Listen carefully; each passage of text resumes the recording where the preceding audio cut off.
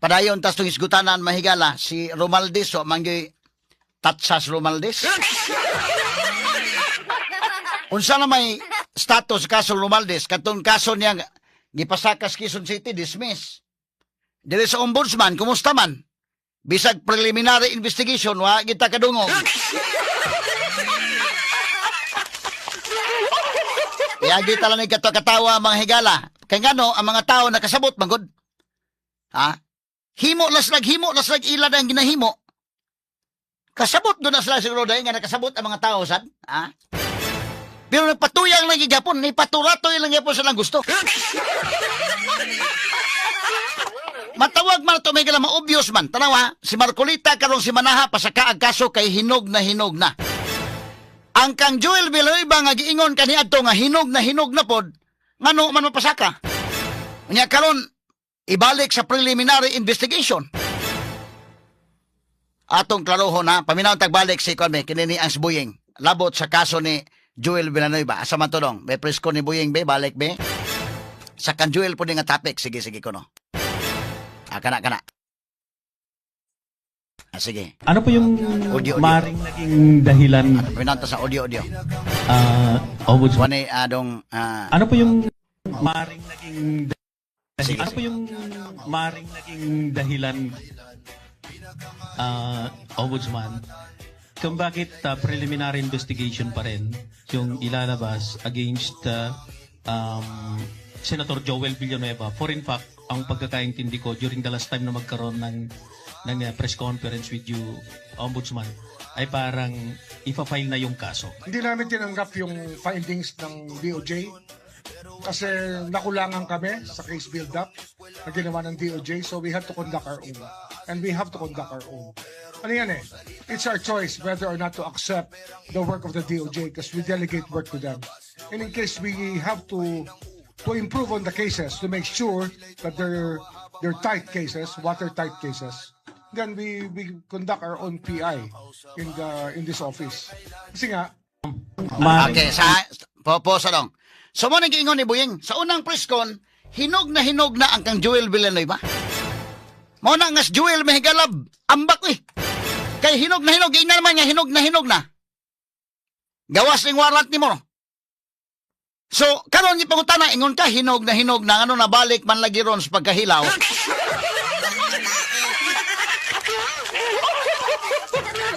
Ang tubag mahigalang Buying Rimulya nga naay recommendation ng DOJ hinog. But naa nila ang ilang opsyon nila, naa nila mahigala kung ilang dawaton ang sa DOJ o di ba? Tanaw nila mahigala kuwang man, di mo nang magpahigayon sila og preliminary investigation. Correct ba nang gisulting ni Buying? Correct gyapon. Kay ilang man na DOJ, ilang man designate ang DOJ. Correct gyapon. Pero kadto mahigalag wa pa mo balis Joel niya ilang gipasakag kaso mingon sa nga amo nang gidawat ang sa DOJ kay kumpleto man.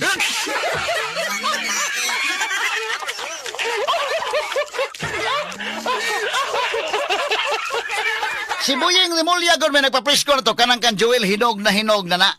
Hinog. Karon ingon si Buying dili pa kay gibalik nila sa preliminary investigation.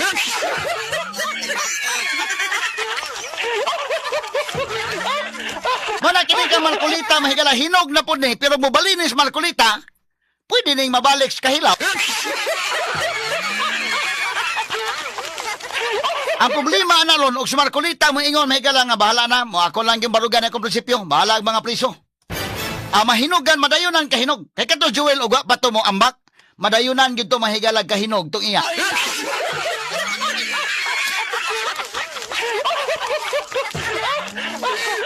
Nya ni ambak man, pagpagutan na pa ingon ka hinog na ka Joel. Wa pa nakuangan pa mi so amo pang gitan-ugan.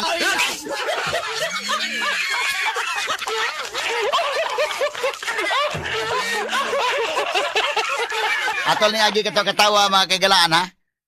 Mo ni mahigala katong kang Joel nga kwan. Abot gis Joel ha. Nya kisa may mutuo mga higala nga kwan. Nga mo na ni anha Joel pareha ba ni Cheese ba kanang katapusang adlaw na gyud mga higala nga kuan na gyud katapusang adlaw na nga session nila nya ni kaugma mag blue ribbon hearing na day mao gyud pagtungang Cheese Escudero nya kisa may mutuo nga imo inon nga nalamdagan na si Cheese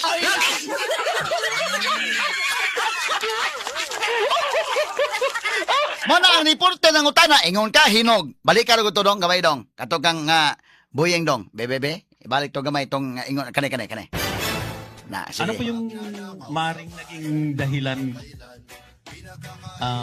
Ombudsman, kung bakit preliminary investigation pa rin yung ilalabas against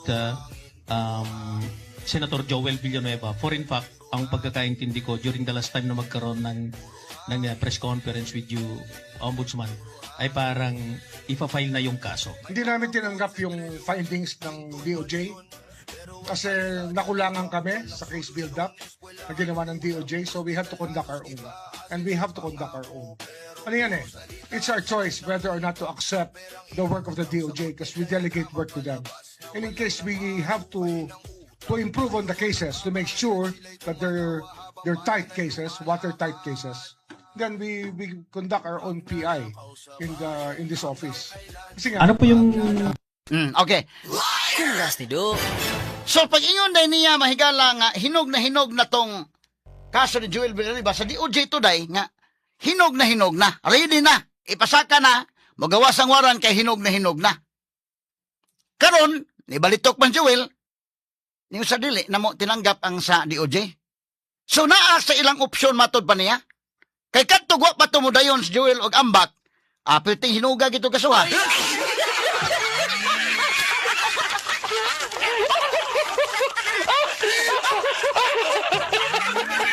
Ni ambak man, di ingon mahigala nga, wala, kay ilamang opsyon kung ilang tanggapin ang recommendation sa DOJ. Tanaw nila kuwang, sumuna nga, gipaubos pa nila preliminary investigation. So, gikan sa kahinog, nibalik o kahilap.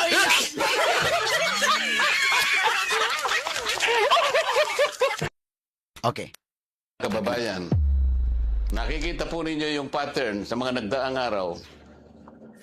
Mas uunahin po nila yung tao na nagmamalasakit sa inyo para palitawin natin ang katotohanan. Ngunit yung taong nasa likod ng lahat ng kasalanan ito ng pagnanakaw, hanggang ngayon ay wala pa po silang ginagawang pag-uusig. Meron na pong isang demanda kay Martin Romualdez na nakabinbin pa April 2026. Yung isa na inakusahan na dating kalihim ng DPWH ay kanilang kinasangkapan upang siya din ay maging state witness. At siya yata ang gumawa ng paraan para ma-discharge siya sa kanyang naunang asunto. So makikita po ninyo, wala na po tayong kakampi. Ang kasalanan ko lamang po yung paglingkuran kayo kung kasalanan pong matatawag yan. Na humarap sa kanila ng buong tapang para sa ganon ay malaman ninyo ang totoo. Malaman ninyo kung sino ang nagkasala sapagkat gusto nating papanagutin lahat ng mga taong ito. Ngunit kapag ako'y kanilang inaresto, hindi na po matutuloy yan. Akala po nila ay maililibing ito sa limot. Ang isa pa pong inaasahan nila ay hindi na po ako makakasali doon sa impeachment proceedings na nakatakda pong magsimula sa susunod na linggo. Sa mga tweet, 2 ibon sa isang putok, mga kababayan. So talagang maliwanag na planado po ito, mga kababayan, kasi 2 linggo bago nagpahayag ang ating ombudsman, sinabi na rin ni Ping Lacson na tila siyam pa na senador ang makukulong. Parang alam na niya ang mangyayari. Kaya po nang nauna ko nang ipinahayag sa inyo. Alam kong gagawin nila ito. Alam kong aarestuhin nila ako. Alam kong ikukulong nila ako. Ngunit hindi po dahilan yan para tumigil ako sa paglilingkod sa inyo. Kasi po iisa lang ang paraan ko upang paglingkuran ng taong bayan dahil sa pagtitiwalang ibinigay niyo sa akin. Malit na bagay po ang sakripisyo na aking haharapin. Kung ang katumbas po nito ay maipakita natin ang kahalagahan ninyo bilang mamamayan ng ating bansa. Kahit po sa mahirap na kalagayan natin ito, mga kababayan, pinakikiusap ko sa inyong lahat, huwag po tayong pumayag na basta-basta na lang nila baluktutin ang katwiran. Alam ko po ang promotor nito ay ang ating ombudsman sapagkat nung kami po ay nagtatalo-talo sa bulwagan ng Senado, isa sa amin ang nagsabi na sometimes we have to bend the law. At sumagot po yung ombudsman nang sinabi, alam na po ninyo kung ano yung sinagot niya. Yes, sir. Huwag po tayong pumayag na gano'n ang mangyari. Kahit ano po ang mangyari, ilaban po natin ang katwiran. Dahil ang katwiran po ang magpapalaya sa atin. Ito ang magbibigay sa atin ng tagumpay bilang mamamayan at bilang isang bansa. Naniniwala po kasi ako na kahit sa anong laban, lalo na po yung laban na para sa interes ng ating bansa, kinakasihan po tayo ng ating Panginoong Diyos. At hindi siya papayag na magtatagumpay ang nagbabaluktot ng katwiran. Kailanman ang kasamaan, mga kababayan, ay hindi po magtatagumpay. Okay, so kailanman ang kasamaan ay hindi magtatagumpay. Straight to the Ang point. Iglesia ni Cristo may galamihimo og statement sa labot ini mao mga panghitabo karon. Og in fact, nagtapok-tapok sila ron mahigala dito sa may EDSA, ang mga membro sa INC, mga sukit tig paminaw. Ato sang paminawon ang pamahayag usab sa Iglesia ni Cristo mga kahigalaan. Okay? Sige, audio ko na dong. Agamay lang. At kung basahin ngayon sa mga nanonood sa atin. Narito po ang statement ng Iglesia ni Cristo. Hindi tutol ang Iglesia ni Cristo sa pagpapatupad ng batas.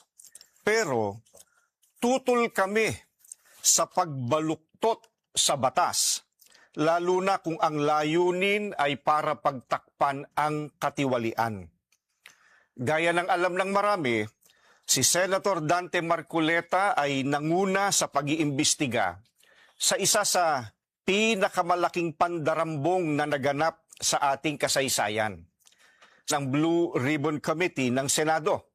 Subalit, pinalitan ng liderato ng kumiting ito. Gayunpaman, itinuloy niya ang paghahanap ng hustisya para sa atin na mga mamamayan. Ang ipinagtataka namin ay kung bakit siya na nagsusulong sa pag-expose ng mga sangkot sa napakalaking pagnanakaw sa Pilipinas ang kakasuhan at ipakukulong sa halip na ang mga na-expose. Ang ikinakaso kay Senator Marcoleta ay plunder na isang non-bailable crime. Sa makatwid, ipakukulong siya at hindi pwedeng magpiyansa hanggang hindi natatapos ang pagliliti sa kanya. Sa madaling salita, ay hindi na niya maitutuloy ang paglalantad o pag-expose sa mga sangkot sa pandarambong na naganap. Pero, paanong naging plunder ang pagtanggap ng campaign donation o campaign contribution? Hindi naman galing sa kabangyaman ng Pilipinas ang tinanggap niyang donation mula sa mga sumuporta sa kanyang pagkandidato bilang senador. At mismong ang COMELEC ay naglabas na ng desisyon na walang krimen na naganap sa pagtanggap niya ng campaign donation. Sinusuportahan ng Iglesia ni Cristo ang itinataguyod ni Senator Marcoleta dahil ito rin ang posisyon namin. Nananawagan kami para sa transparency, accountability, justice, and peace. Kaya, nais naming iparinig sa mga kinauukulan na kahit ipakulong nila si Senator Marcoleta, ay hindi kami titigil sa paghingi ng katarungan para sa mga kababayan natin na ninakawan. Gusto naming ipaalam sa kanila na isang injustice ang selective justice at hindi kami mananahimik sa harap nitong napakalaking pagyurak sa katarungan na hinihingi ng ating mga kababayan. Yan po ang statement ng Iglesia ni Cristo. Maraming salamat Straight po. to the point. Okay, so mo na mahigala ang statement sa Iglesia ni Cristo, labot ni mga panghitabo karon. O dito mahigala sa EDSA ni mga panahon na karon ni no? Nga dunay mga tapok-tapok dito nun. Ubay ni nga mga members mahigala sa Iglesia ni Cristo ug dunay mga dili mga members sa Iglesia ni Cristo nga ni simpatiya sa mo na mga pictures oh. Bay-ubay na mga tawhan na dayo. So pagpakita suporta mahigala na unsa na ning kalakiha, naghandaghan ni mga kagalaan. So padayon gyud mahigala nila og push mga sukit di paminaw. Para nako kung inana mga higala nga dunay mga kasaypanan, sige, pasakaig kaso kung tinuod manggaling, pero na may daghan na kadawat og campaign na donation sa ano man pasakaig kaso lagi. Straight to the point. So ug pasakag kaso nga itumong ra mga higala nga lipod sa minority, foul po na. Bisag unsaon nimo pag evaluate mga higala. Kay ang kang Marcolita mga kagalaan matud pa sa tunakuhang report, dunay mga niamot niya panahon sa iyang pagdagan niadtong 2025 election. So gikan to sa private nga mga persons kadtong maong amot. Dili to kwartas gobyerno. So wala na mahigala katong flood control ang gikuha mahigala nga funding gikan mga kagalaan sa kawat. Wa mo indili imbestigahon. Ang kini mga higalang donations mo ay imbestigahon. Ang pangutana ron doon na may mas dako pang donation nga nakuha. Nganong wa may kaso? Straight to the point. Diha nimo masabot nga kung naakas minority, igo ka gyud. Og naakas majority di ka maigo. Mo ni mahigala ang obvious kayo ba nga obvious kayo nga mga panghitabo karon. Natandog ba ang mga senador sa new majority ron? Ang pinaka-latest may gala si Cheese o si Jewel. Bita-bita hagyod nga matulaging Edward Chico ni dawat na magod ni JC. Nga isip manluluwas. Dili JC nga Jesus Christ. Jesus Crispin.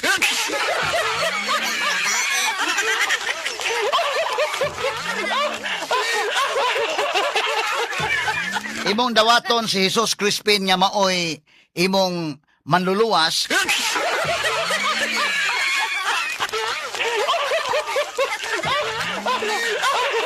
Okay na ka, Okay na imong pagkatao. Ginawa na kag luag, kung imong dawaton si Jesus Crispin nga manluluwas.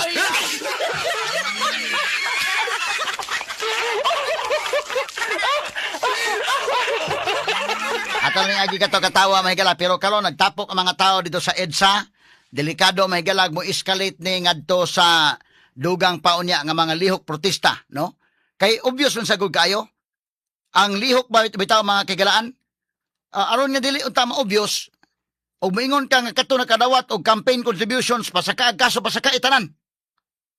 Og pasakaag tanan, dekin duda ko mahulot silang tanan senador. Kato di ayon kang ilang lakson og Tito Soto pagdagan. Helicopter pa man to sila. Unsa man to, di ba to campaign contributions? Pero way problema nila, way kaso, okay lang. Ang mga tulfos, mga higala, nakadawat sa dako-dako nga kuan, campaign contributions. Pero way problema. Sumuna nga ma-obvious kayo ang mga tao, kinini ang makakita ba sa obvious kayo nga diferensya. Amo ni ang hinungdan mahigala.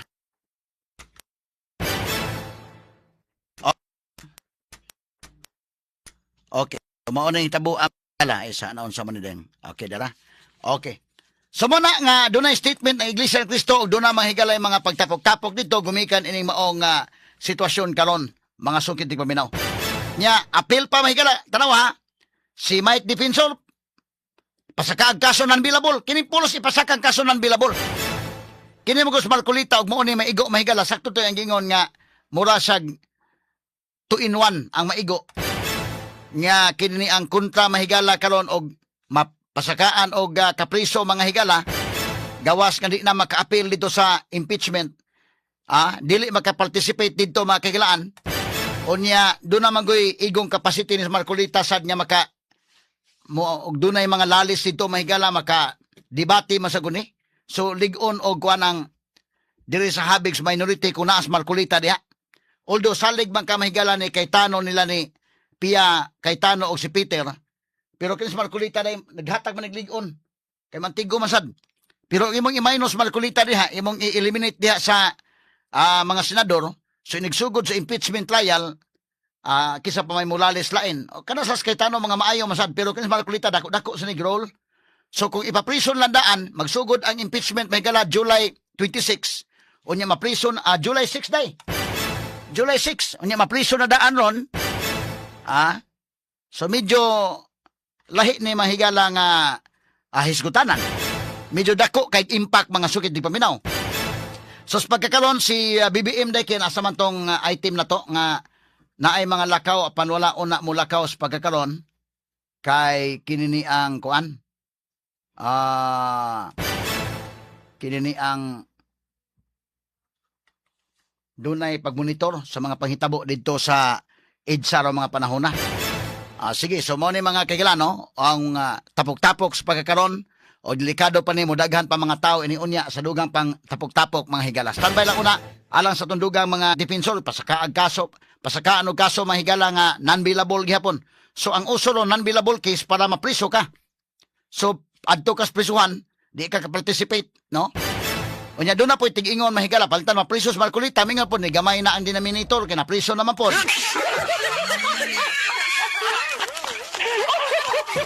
Pero kasabuta, dili ta ignorante, dili ta inosente, giunsa nila nga mo gamay ang denominator. Kung imong sakyan mahigala nga ang senador og mapriso wanay labot sa ihap. Pero di man maigiingon sa konstitusyon because kung imong ingnon mahigala tuuhan nimo na nga argument nga og mga prisong senador maibanan ang denominator dili na 24 day, defeated ang purpose constitution. Defeated.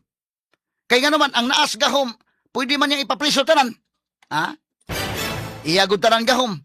Undersmando gud niya tanan, DOJ, ombudsman, pwede niya manduay, pampriso na sila.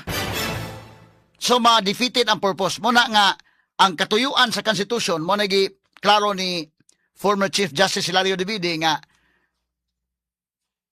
24 ang kuhaon gyud. Ari ang denominators 24 mga higala.